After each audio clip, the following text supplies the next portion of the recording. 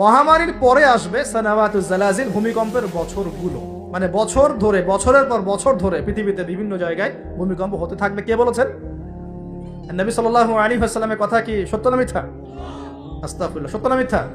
সত্য। তার মানে একটা হাদিস পেলাম, নবীজি বলেছেন কিয়ামতের আগে আগে কি হবে? ভূমিকম্পের বছরগুলো আসবে। ভূমিকম্প আসবে না, ভূমিকম্পের বছরগুলো আসবে। একটা হাদিস মাথায় না। 2 নাম্বার, নবীজি বলছেন কিয়ামতের 10টা আলামত আছে। কয়টা?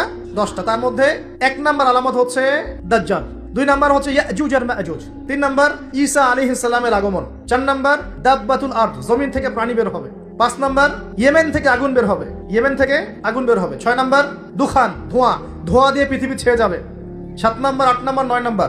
এগুলো হচ্ছে 3টা বড় বড় ভূমিকম্প, ভূমিধস, যেটা হবে একটা পৃথিবীর পূর্বে, একটা পশ্চিমে, একটা মাঝখানে। পৃথিবীর পূর্বে মানে এই পুরো আমাদের সাবকন্টিনেন্ট সহ পুরো পূর্ব দিক, একদম ইন্দোনেশিয়া, মালয়েশিয়া, সব জায়গা পূর্ব দিক। পশ্চিম মানে পুরো পশ্চিমা সভ্যতা, আর মাঝখান মানে এই জাজিরাতুল আরবিয়া, মাঝখান। এই 3টা ভূমিকম্প হবে পৃথিবীতে, এখনো আসা বাকি আছে, বড় বড়। এগুলোতে ভূমি কাঁপবে না, ভূমি ধসে যাবে।